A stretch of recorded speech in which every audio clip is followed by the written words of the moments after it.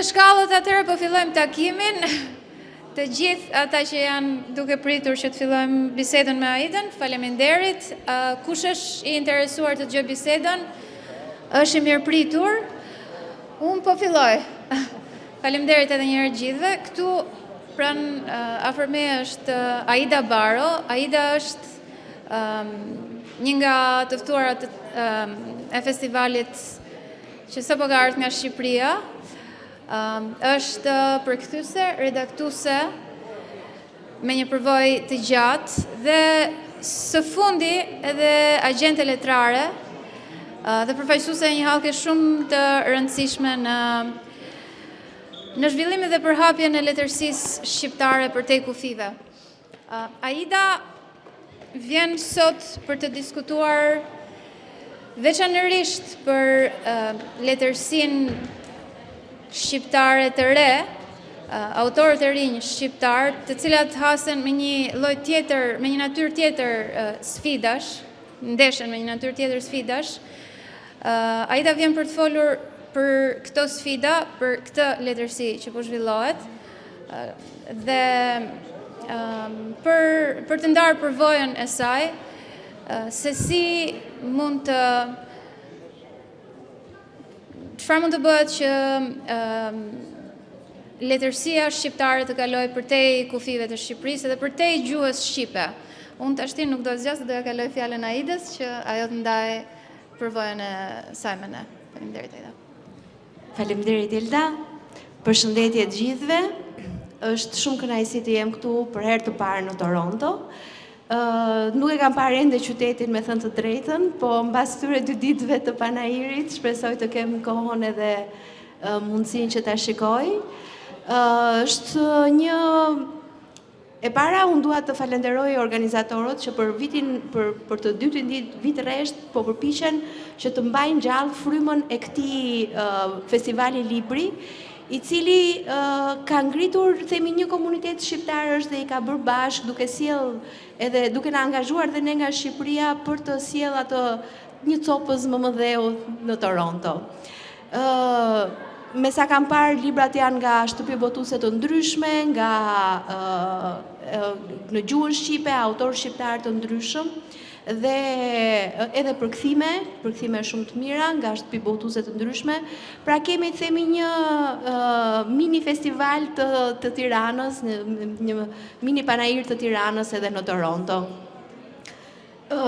Unë kam, siç e shikoni, kam sjell janë 4 prej librave që kam përkthyer, e kam filluar punën si përkthyese letrare prej vitit 99 tashmë. Dhe kam punuar shumë vite dhe me përkthimet audiovizuale për Digitalbin. Kam punuar tek Botimet Pegi për 13 vjet si kryeredaktore dhe të gjitha këto përvoja pune ndër vite më kanë shtyrë që të ndërmarr një hap të ri për agjencinë letrare. Koncepti i agjencisë letrare në përbot është shumë i njohur, të gjithë autorët funksionojnë nëpërmjet agjencive, kanë një përfaqësues të tyre dhe është shumë më e thjeshtë për ta, sepse në këtë rast autori thjesht bën punën e tij si shkrimtar, shkruan, dhe pjesën e andrallave, të gjetjes së botuesve apo të gjetjes së redaktorit apo mënyrën se si autori duhet i kaloj kufit e vendit të vet, i kryen agenti letrar. Në Shqipëri është një punë nuk ka ekzistuar më përpara një agjenci letrare dhe në një farë mënyre është një kokrisje edhe nga ana ime për ta ndërmarrë këtë punë, por duke parë vitet e gjata që kam në një shtëpi botuese, edhe vitet e gjata si përkthyese dhe madje një nga shtysat e para ka qenë edhe masteri që bëra në Itali, ku njëra nga pedagoget që kishim në Itali ishte agjente letrare. Dhe si thua, u frymëzova dhe këtë ide kam pasur që në vitin 2013 kur u ktheva në Shqipëri, por ishte e pamundur që të realizoj atëherë. Jo se tani është e mundur, por tani më duket sikur nuk kam më kohë.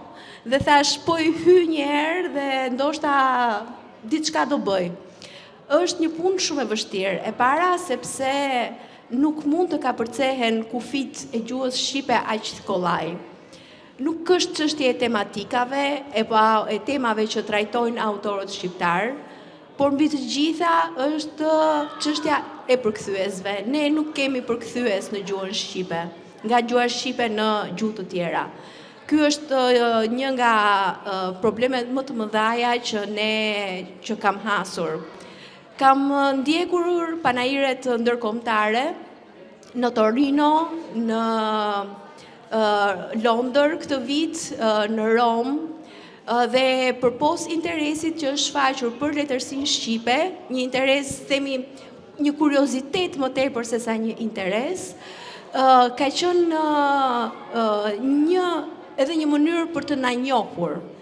Njerëzit janë të mbyllur sepse duan fitimin e shpejt dhe një shkrimtar shqiptar nuk ju sjell atë fitimin e shpejt, nuk ju sjell bujën e menjëhershme. Dhe kjo është shumë e vështirë, domethënë punën e një agjenti letrar e bën shumë të vështirë. Por unë shpresoj që deri tani kam shitur dy të drejta autori dhe ka qenë është një libër i Tom Cookës, Flama, e cila në fakt ka pasur edhe suksesin jo vetëm nga unë, nga përpjekjet e mia, por për faktin që fitoi dhe çmimin evropian të letërsisë. Pra dhe botuesit e huaj i shikojnë këtë pjesën nëse libri ka fituar çmime apo jo, sepse nuk din ta vlerësojnë letërsinë shqipe, duke mos arritur ta lexojnë, dhe përpjekjet e mia për shembull kanë qenë shumë të mëdha për të siguruar përkthyes. Dhe dua shumë që nëse është e mundur, më falni,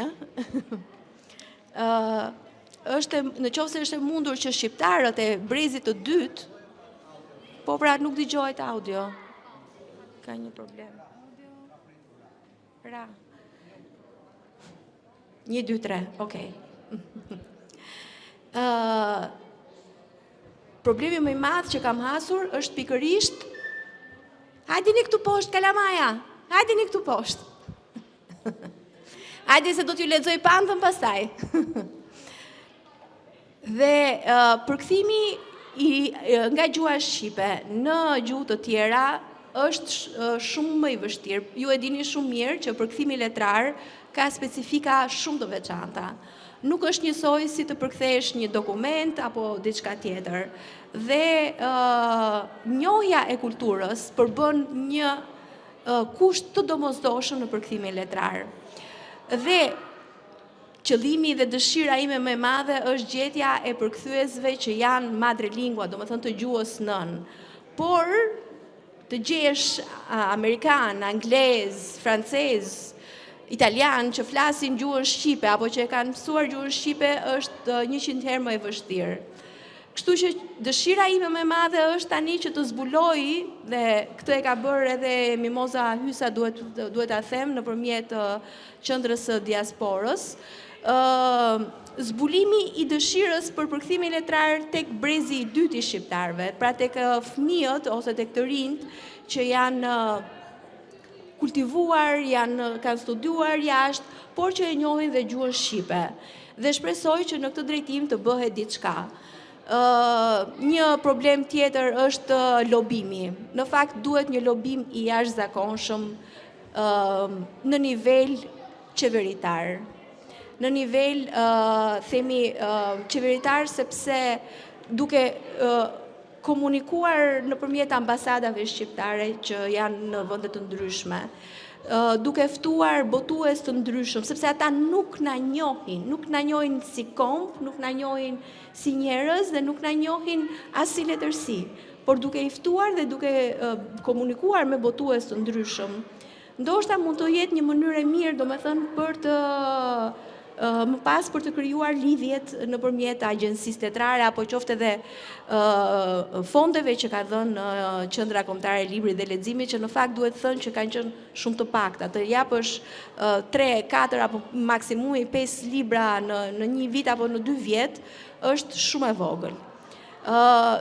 Kam dëgjuar shpesh herë rastin, domethënë që japin rastin e Lea Ypit, që është një shkrimtare shumë e suksesshme, apo duhet të thënë që për te i letërsisë që bën Lea, që patjetër është shumë e bukur, Lea vjen nga një makineri lufte, themi në thonjza, në marketing.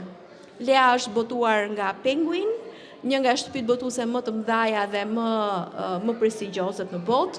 Pra e ka, si thuash, çan Penguin përpara Leas, dhe ndërkohë që një shqiptar që botohet në Shqipëri apo dikush tjetër që botohet dhe shkruan në gjuhën shqipe. Për shembull, po marr rastin e Enid Karafili Steiner.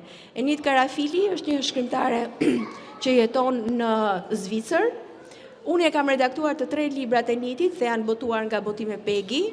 Libri i saj më i fundit që fitoi dhe çmimin kombëtar Grand Prix, domethënë çmimin e madh të letërsisë, është një libër vërtet i shumë i bukur. Dhe lidh themi brezat e emigrantëve me ata që jetojnë ende në Shqipëri.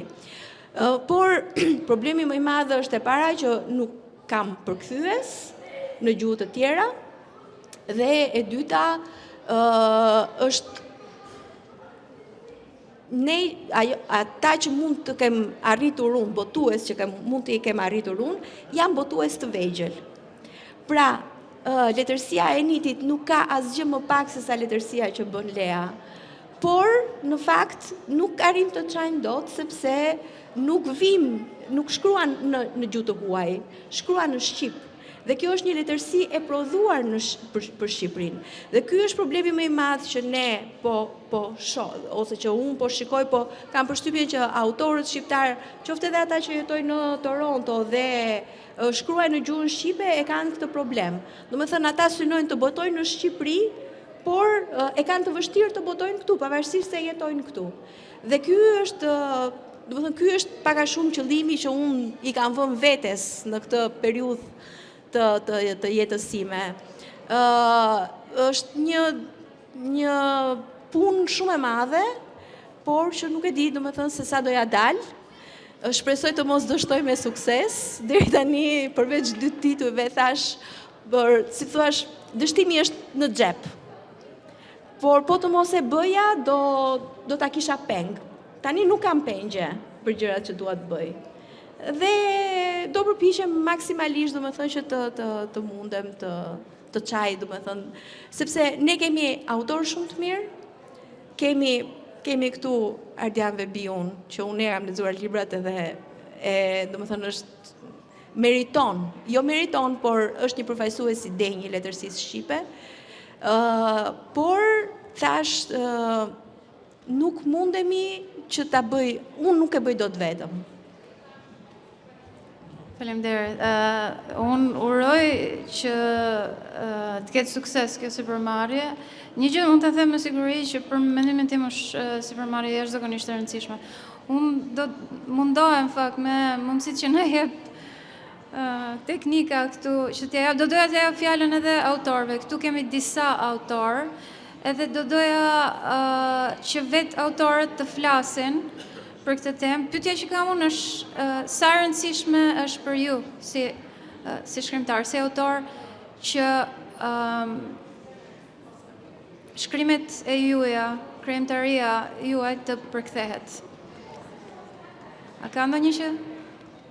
Faleminderit që më dhat fjalën, edhe faleminderit për këtë event që keni organizuar, që më bën shumë kefin mua si autor edhe si njeri i librit, i letrave, kështu, edhe si botuesi i revistës Peizazhet Fjalës, që merret me letërsi dhe me libra, edhe me këto. Aida po bën një punë prej pioniere në një kuptim, sepse herë ta vonë do mbri ky profil në letrat shqipe, po Aida po hap rrugën, si të thuash, edhe kuptohet që nuk është e lehtë që ta bëj. Me që jemi në temë të agentit, edhe unë pata shkruar dikur për figurën e agentit, me qënë se jetoj në New York dhe e njoh pak a shumë panoramën letrare në Amerikë, edhe gjeti unë në Evropë, po veçanërisht në Amerikë, dhe e di se sa i rëndësishëm është agenti për shkrimtarin. Është njësoj si, po bëj një krahasim i të parin që më vjen në mendje, si avokati për dikë që është paditur për një krim. Natyrisht, edhe një person që është paditur për një krim mund ta mbrojë veten vet, por avokati i ofron mbrojtje profesionale. Në fushën e letrave, agenti është avokati i shkrimtarit. Domethënë, jo se shkrimtari ka nevojë të mbrohet, por shkrimtari ka nevojë të orientohet në tregun e librit, dhe njëkohësisht është tregu i librit që ka nevojë për një figurë si agenti që të vendosi urat midis tregut, që është një fenomen shumë planësh, edhe kulturor, edhe ekonomik, edhe me shkrimtarin i cili është i vetmuar për nga natyra e punës që bën. Kështu që agenti këtu është figurë kyçe këtu, domethënë në Amerikë. Nikoj që në Shqipëri nuk ekzistonte. Dhe unë vetë si autor që kam shkruar dhe kam botuar shqip disa libra, gjithmonë e kam ndjerë nevojën për të pasur një agent në Tiranë. Për të më përfaqësuar, unë kam shkuar vetë shpesh, edhe nuk është se jam i papërfaqësuar i njoh dhe shumë botuese, kam pas eksperienca të ndryshme me ta, të mira, të këqija etj. Por agenti do t'i kishte dhënë gjithë kësaj veprimtarie një aspekt më profesional. Sepse deri tash marrëdhëniet e mia si autor me botuesit janë shumë të mira, janë miqësore, por mbase agenti do t'i jepte një ton më profesional, më formal. Është njësoj si një noter, por në fushën e letrave. Është i nevojshëm. Njerëzit më thonë, më çfarë doje, se njihemi, po dakord, po më mirë ta kemi. Në gjithë botën e kanë parë të arsyeshme që të ketë një agent. Edhe pa ta shkruar atëherë kisha parasysh eksperiencën time si autor. Tash Aida po punon më shumë edhe në një fushë një çik më tjetër. Unë gjithashtu jam botuar në disa gjuhë të tjera. Nuk është se e kam kërkuar vetë dhe me shumë forcë, me thënë të drejtën, po qefi më shbër, në kuptimin që madje ka libra të mi që ndoshta në përfytyrimin tim do ecnin shumë mirë për një lexues jashtë Shqipërisë. Janë botuar, po edhe kur janë botuar, edhe ky botim i fundit që u bë në Itali, i Sende që nxirrte deti, që e botoi ky Muçi, Besa Muçi, që doli një botim i bukur, i mirë, edhe që më pëlqeu mënyra si edhe si u përkthye, si u bë, do kishte nevojë për pak publicitet të mençur. Jo publicitet që hajde ta botojmë një faqe tek Republika në Itali, nuk hecën ajo është sa për të largohen. Kishte nevojë për një mendje të cilën mungoi në Itali. E njëjta gjë edhe në Greqi, se kam botuar një libër më përpara në Greqi, një të Zotit Shyti. Edhe ai shtëpia botuese e mrekullueshme, njerëzit që erdhën e që bën me dashamirë, se shkruajtën gjëra të mira e kështu, po libri nuk i shkoi lexuesit. Tash të themi të drejtën, unë do doja që t'i shkonte, po nuk i shkoi. Pse? Sepse mungon një mendje që t'i bëj këto lidhje, që ta kuptoj mirë. Kështu që e kuptoj se sa i rëndësishëm është agenti edhe për shkrimtarë që botohen dhe që përkthehen dhe që botohen në gjuhë të tjera. Tash se si mund të veprohet më tej. Aida i di më mirë këto punë, natyrisht edhe i ka parë. Natyrisht për shkrimtar si nga Shqipëria, që është një kulturë nuk është e përfaqësuar mirë në tregun botror të librit dhe të kulturës në përgjithësi. Futen edhe shumë kanale të tjera, këto fondacionet, diplomacia, Ministria e Jashtme që jep fonde për përkthimet, ka shumë që futen. Edhe në Amerikë, kur hap një libër, për shembull, edhe një libër çek ose polak, ndonjëherë qëllon që të shikosh, ky libër u botua me fondet e ministrisë ose të kësaj ose të asaj. Sepse nuk është kollaj që ta marrë një shtëpi botuese komerciale, një libër shqiptar edhe ta nxjerrë, nuk funksionon. Kështu që këtu prap mendoj që agenti ka se çfarë të bëj, pse gjithnjë duke vendosur lidhje atje ku autori nuk i vendos dot. Edhe duke u futur në ekuacion fondacionet, ambasadat, ministrit, gjithë këta faktor jashtë letrar, po që mund të mbështetin financiarisht një botim. Agjendi mund të orientojë, mund të tregojë se ku të shkojnë këto fonde. Se nga një shkojnë edhe atje ku nuk duhet, ose për gjëra, për projekte vanitoze që nuk e meritonin përkthimin. Zonja Aida, përshëndetje. Unë nuk do flasë në emrin e autorit, por ju përmendët Lea Ypin. Lea zotëron në mënyrë ekselente dyja gjuhët, edhe anglishten edhe shqipen. Nuk ka nevojë për përkthys. Pikërisht. Ana tjetër, nuk është vetëm përkthimi, është përshtatja. Duhen njerëz që ta përshtatin. Dhe e treta më kryesore, gjuha shqipe është një gjuha që pasur në emocion, që sinqerisht dikur më ka kërkuar dikush të përktheja disa balada të shkëlqyera në shqip. Ishte pothuajse pa mundur të silli emocionin në anglisht. U lidha me një zonë që ka mbaruar anglisht, e më tha moza është e pa mundur që emocionin në shqip të vinë në anglisht. Dhe aty kam kuptuar, anglisha ka fjalor pa fund, mund të shpresh diçka në 3-4 mënyra, gjuha shqipe ka një emocion në fjalën e vet, që është shumë e vështirë të sillet në gjuhën e huaj. Dhe kam ndjesin kjo është një nga problemet kryesore. Nuk është vetëm përkthimi, po duhet dikush që ta përshtatet dhe ta sjellë emocionin ashtu siç është në gjuhën shqipe. Agenti është shumë i domosdoshëm, nuk ka përfaqësi të asnjë shkrimtari, domethënë në botë, flasim ata që janë të njohur, që nuk ka një agent letrar.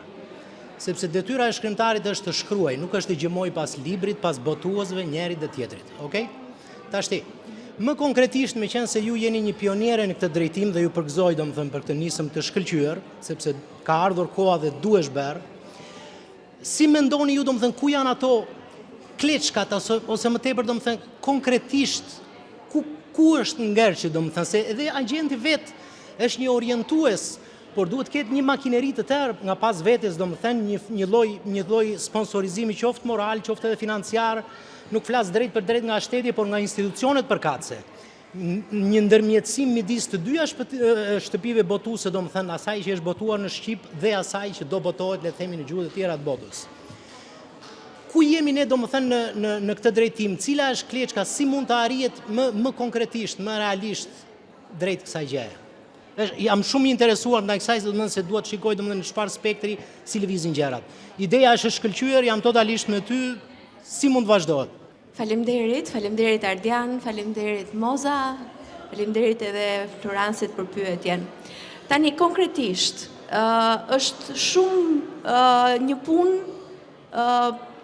themi skrupoloze, sepse unë si agente kam disa autor për momentin, që kam bërë website-in tim, nuk kam marrë shumë të tjerë sepse kam frikë. Do me thënë, unë nuk mund t'i premtoj Ardianit apo Florancit që unë do të marrë si autor edhe do të botoj jashtë.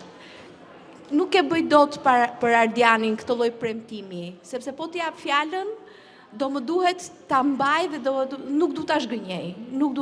Dhe kam mbajtur këtë grup të vogël autorësh që unë i kam redaktuar. I kam redaktuar vetë, u njoh punën, i di me detaje. Çfarë kam bërë? Kam gjetur miq të mit në Amerikë, në Shqipëri, që më kanë përkthyer disa samples, disa shembuj, ose pak faqe nga libra të ndryshëm, ose librat që tashmë janë botuar. Për shembull, Tom Kuka është botuar në gjermanisht, dhe kur shkova dhe në italisht. Kur shkova në Londër, u ofroja botuesve me të cilët që kisha takuar që këtë libër e kam në anglisht ose këtë libër e kam në gjermanisht, në cilën gjuhë mund t'u dërgoj. Pra, punë konkrete për të kaluar atë cakun e parë, sepse në anglisht nuk kam shumë samples. Nuk kam pothuajse fare. Dhe mundësitë e mia financiare për të paguar një përkthyes, do me thënë, nuk kam. Unë jam vetëm, tani punoj tek Biblioteka Kombëtare në Shqipëri, Dhe çdo gjë, si thua, po e financoj, është një lloj biznesi, themi, por që për momentin është i gjithë me humbje, sepse udhëtimet që kam bërë në Londër, udhëtimet që kam bërë në Torino, në Rom, kanë qenë shpenzime të mijat. Nuk kam asnjë mbështetje financiare nga shteti. Dhe fitimi pastaj që të kthehet mbrapsht është shumë qesharak, sepse në qoftë se ti arrin të shesësh një të drejtë autori 500 euro, një pjesë patjetër që do ta mbash ti një fi të vogël, themi, domethënë një 10 apo 20% e mban agenti, pjesën tjetër e merr autori.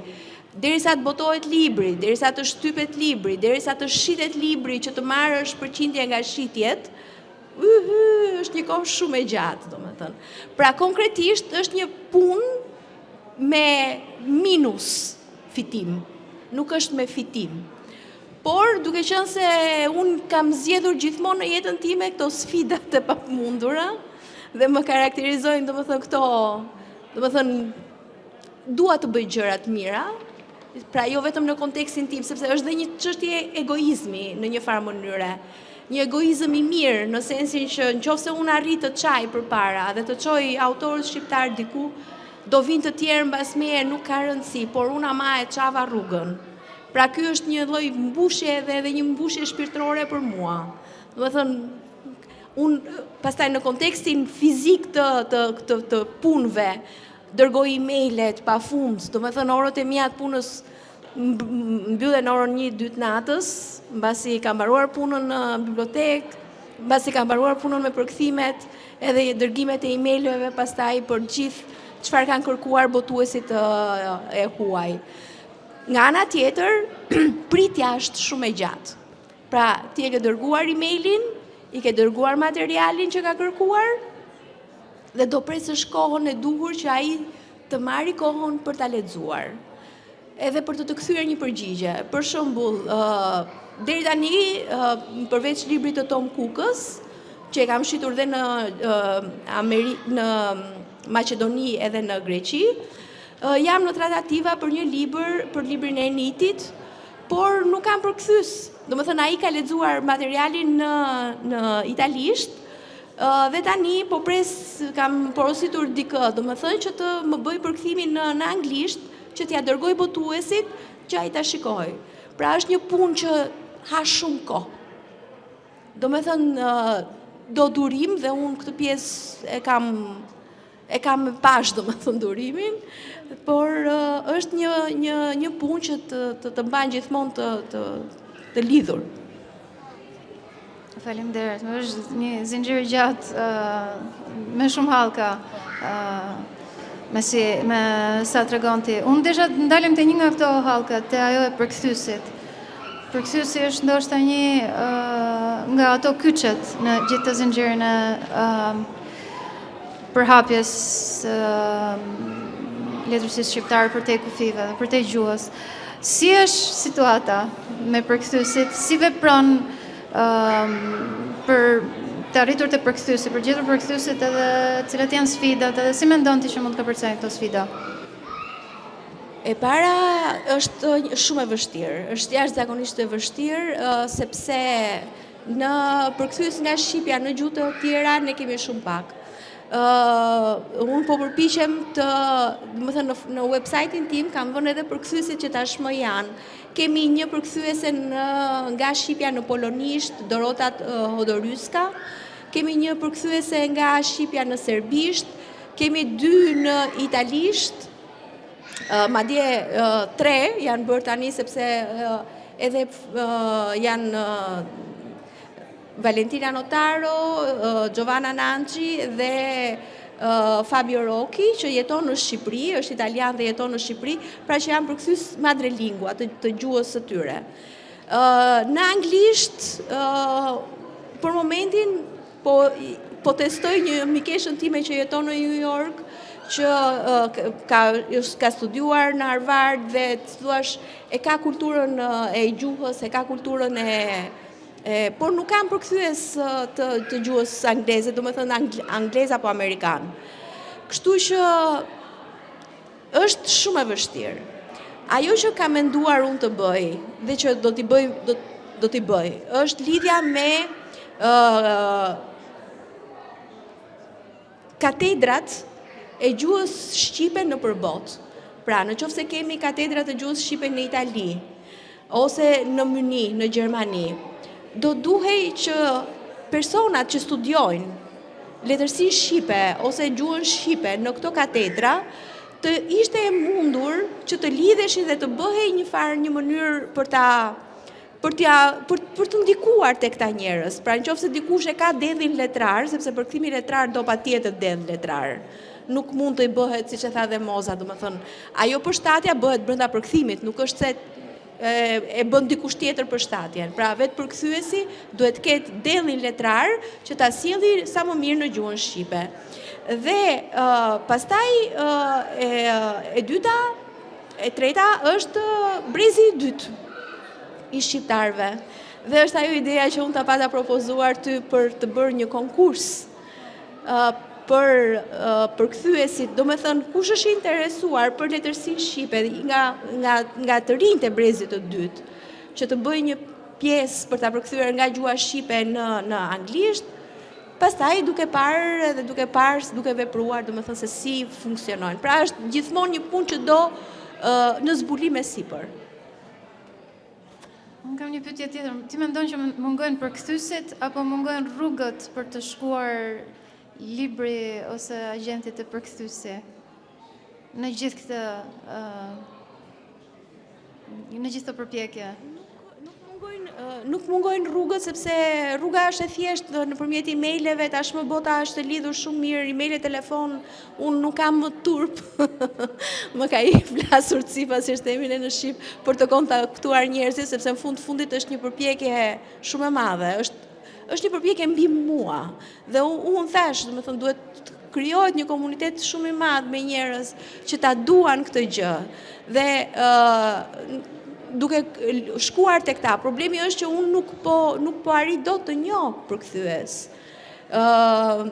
Ti më propozove dikë, patjetër që nuk mbaj mend nëse e kam kontaktuar apo jo, por dua të them që duke komunikuar, duke kontaktuar njerëzit dhe duke bërë prova përkthimi pafund, sepse kjo është vetëm një mënyrë. Dhe vlerësimin nuk e bëj unë, por e bën shtëpia botuese së cilës unë ja kam propozuar atë libër. Pra nëse vjen një përkthyes shqiptar, pavarësisht se jeton në Toronto apo jeton në Shqipëri unë nuk do ta doja, sepse përkthimi letrar ka një ngërç që në qoftë se ti e kupton atë ngërçin ku qëndron, e ka përcen. Nuk mund të përkthesh fjalë për fjalë. Dhe në momentin që ti e kupton këtë gjë dhe e sjell në strukturën e anglishtes, apo në strukturën e italishtes, apo të një gjuhë tjetër, dhe mendon dhe vetë në atë gjuhë, ky është përshtatja që thoshte Moza, dhe ky është, themi, përkthimi, jo përkthimi literal fjalë për fjalë dhe duke ruajtur strukturën e shqipes, sepse këtë probleme kemi edhe nga përkthimet nga gjuhët e huaja në gjuhën shqipe. Dhe sfida më e madhe pra është gjetja e përkthyesve të mirë. Jo kushdo mund të jetë përkthyes letrar. Doja vetëm të thoja një element. Jam shumë dakord me këtë që sapo tha dhe atë që tha dhe Moza. Përkthimi nuk është përkthim, por është përshtatje. Shumë herë në vargjet e mia nuk arrit ta gjej forcën e fjalës në shqip. Nuk më del. Shqipja ime nuk është e varfër, është e pasur. Nuk kam mbaruar për letërsi, kam mbaruar për inxhinieri, po gabimisht ka qenë inxhinieria aty në atë mes, sepse gjuhën e kam të lindur dhe të krijuar. Në shumë poezi të mia ndodh të kem një varg, dy vargje, qoftë italisht, qoftë anglisht, qoftë frëngjisht, jam e fat që i njoh të treja, dhe shumë herë, madje edhe në prezantimin e parë të librit tim, lindi kjo pyetja, moj vajz, po ti, për snobizëm, për të dukur, thjesht do të shprehësh diçka që është aq komplekse, aq e fuqishme, dhe fjala në gjuhën e nënës tënde nuk të vjen. Në atë gjuhë që më erdhi, e them. Jo, ka një fuqi Nuk e di, ndoshta është thjesht në mentalitetin tim, po atë fuqi të asaj fjale që kërkoj në një moment të caktuar, nëse më erdhi në anglisht, e hedh në anglisht sepse ajo më thot gjithçka. Mund të marr shembullin e thjesht të fjalës overwhelmed. Në anglisht e thot gjithçka. Në shqip nuk e kam gjetur akoma atë përshtatje në overwhelmed, kur ke shumë emocione brenda vetes, ku ke dhe gëzimin, dhe idhrimin, dhe trishtimin, dhe atë fluturën, të gjitha do t'i nxjerrësh. Kur thua overwhelmed në anglisht, i ke thënë të tëra. Në shqip të duhet një bagazh i madh fjalori për ta përshkruar, që ti je vërtet overwhelmed, i ke kapur të gjitha stadet. Si? E nga zëllur nuk është tamam aq e fortë, nuk është akoma aq e fortë. E di, ka akoma, do të rreqe akoma për mendimin tim. Thjesht doja të mbështesja atë idenë tuaj dhe atë që sapo tha mikja ime Moza. Ju faleminderit. I drejtohet Aidës, po për ta zgjeruar atë që u bë pyetja përpara se cila mungon, pra mungon përkthyesi. Aida e di shumë mirë këtë gjë, sepse Aida për mua është jo vetëm përkthyesja e Moravës, por është agjentja emri në vend të autorit. Pra, ajo që mungon nuk është thjesht një person që është në gjendje të përkthej, por një person që në fakt bëhet agjenti letrariat i autori në atë treg. Debra Livi, gjithë emrat e përkthyesve të autorëve më me zë që përkthehen në Amerikë, janë njëkohësisht agjentja letrare e atij. Pra, kur një revistë si Art Forum apo një tjetër do të jap zë këtij autor, do shkojë tek përkthyesja, dhe përkthyesja nuk është agjenti letrar që flet më për autorin, por flet për përkthyesja. Kështu që të duhet një përkthyese, të paktën siç e kam kuptuar unë në Amerikë kryesisht, që është në gjendje të flasë në emër të autorit, i futet atij autori në brendësi dhe ta sjellë ty si lexues, sepse një përkthyes, një shkrimtar si Han Kang nuk të vjen çdo ditë në Amerikë, nësa përkthyesja e saj Debra Livi mund t'jap intervista, mund veprojë në emër të autorit. Dhe kjo kam përshtypjen që mungon shumë në Shqipëri, që jo vetëm që nuk kemi përkthyes, por nuk kemi përkthyes që janë pastaj në atë gjendje që të flasin dhe të kenë kontakte pikërisht, dhe të kenë kontakte të duhura me revistat, me ambiente të ndryshme që pastaj ata të jenë prezent në emër të autorit. Kjo është kyçe për mendimin tim. Që edhe po të kemi përkthyes, na mungon pjesa e dytë, që të kenë akses për t'i dhënë zë. Në botë është edhe një gjë tjetër, që përkthyesi zakonisht duhet jetë përkthyesit e vjetër sigurisht, përkthyesit që kanë shumë përvoja bëhen si themi zëdhënës të autorit. Për shembull, të marrim rastin e përkthyesës së Primo Levit në anglisht, Anne Goldstein, që është një zë absolut, domethënë, dhe patjetër që në momentin që përmendet Anne Goldstein lidhet patjetër me Primo Levin, sepse ka bërë për përkthimin e gjithë Primo Levit edhe gjithë skuadrën që ka ndjekur veprën e plotë të Primo Levit. Dhe është një zë autoritativ, autoritar që e përfaqëson. Ne këtë nuk e kemi. Por, nga ana tjetër, edhe sikur të mos kemi, domethënë, ne të kemi minimumin një përkthyes shumë të mirë, që me kalimin e kohës do jetë në këtë lloj standardi. Por pjesën tjetër, pra ndjekjen e prezantimeve, duhet ta bëj shtëpia botuese. Pra në qoftë se unë si përkthyese kam përkthyer Alberto Moravian dhe kam shkuar në takime, kam bërë takime, kam bërë prezantime, edhe televizive, edhe takime në për shkolla e ku di unë, atëre është plotësuar kuadri, por kjo organizohet nga shtëpia botuese, nuk e bën dot vetë përkthyesi. Më kupton, pra, është shtëpia botuese që gjen kontaktet, dhe unë këtë e di shumë mirë sepse e kam bërë për vite të tëra, duke qenë kryeredaktore, e kam bërë dhe punën e PR-it, dhe prandaj, domethënë, si thua, tek unë janë mbledhur të gjitha këto përvoja që më shtyn ta ndërmarr këtë hap, sepse e di se si funksionojnë gjërat. Dhe nëse për shembull libri i Ardianit është botuar nga një shtëpi e vogël siç është Besa, nuk mund të krahasohet me një Einaudi në Itali.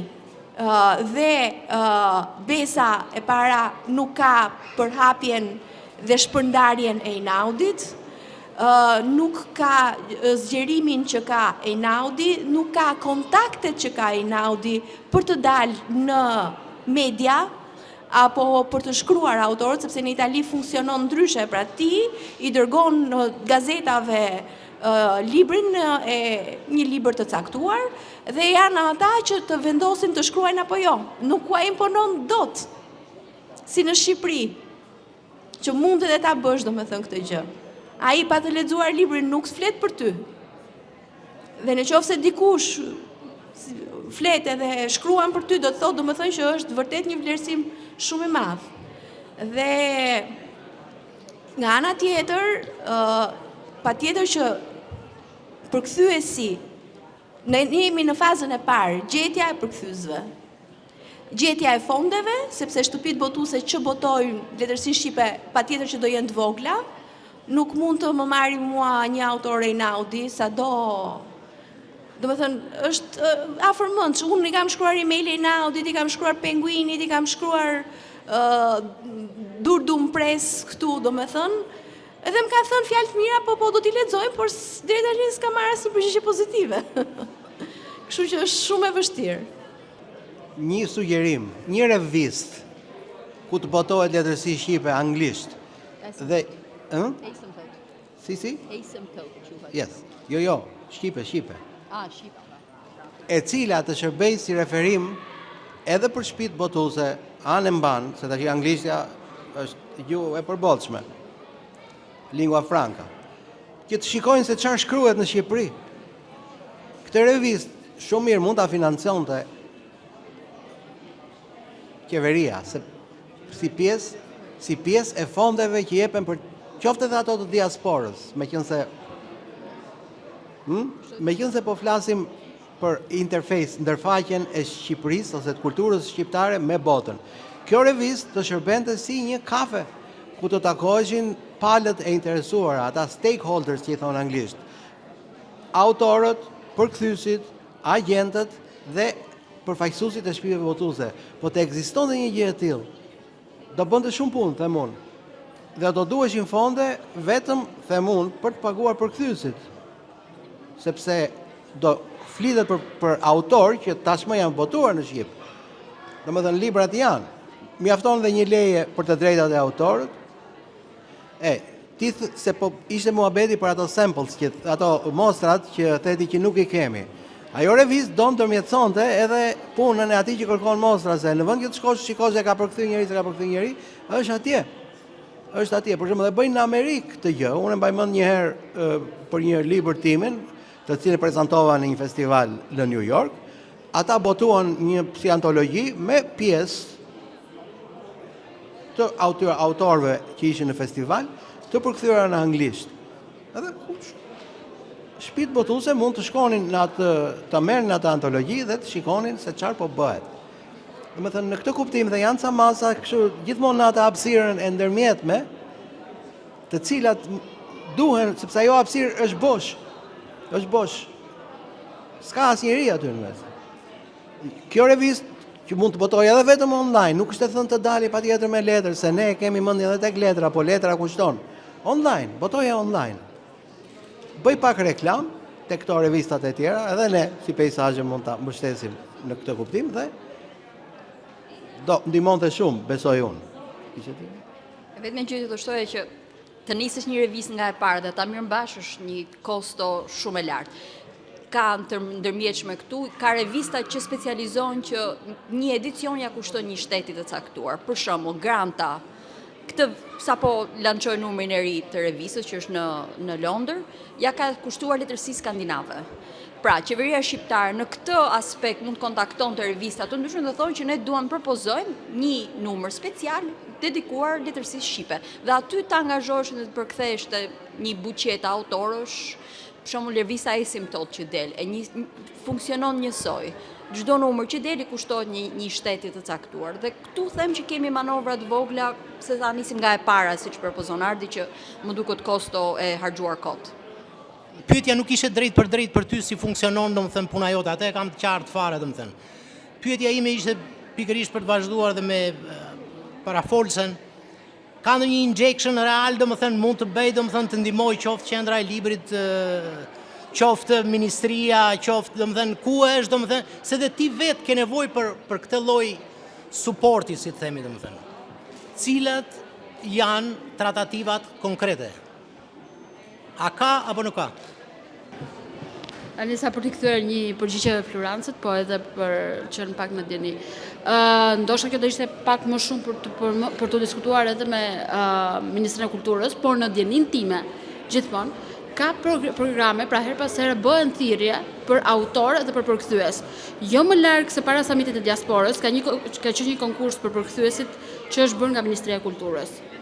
Kështu që kjo ndoshta do duhet Okej.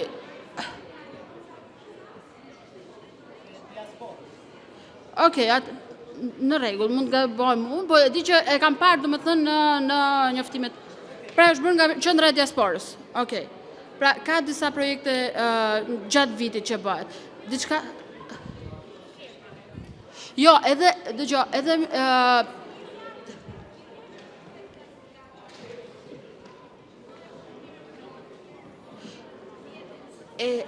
edhe Ministria e Kulturës e di këtë të paktën se për fat mirë unë profesion të parë ose të paktën atë që kam studiuar është përkthim.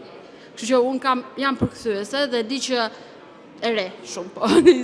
E di që ka disa thirrje që bën Ministria e Kulturës ndër vite për përkthyesit e librave letrar. Pra këtë e di me siguri.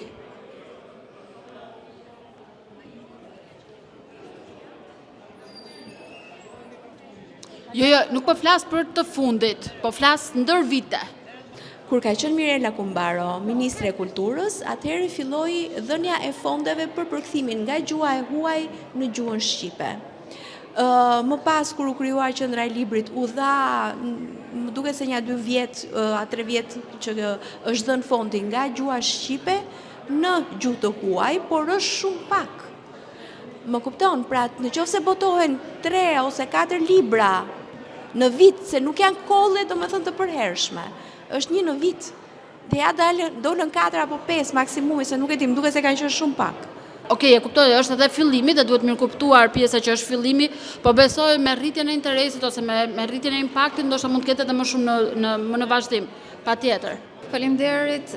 Faleminderit gjithëve që morën pjesë në diskutim, shumë faleminderit Aidës. Sfidat janë të shumta, këto unë nuk jam e fushës, domethënë, po këto kuptoj nga gjithë njohurja që kam marrë këto kohë edhe nga diskutimi këtu. Shpresoj që ti do gjesh, unë besoj që kjo është një iniciativë shumë e mirë.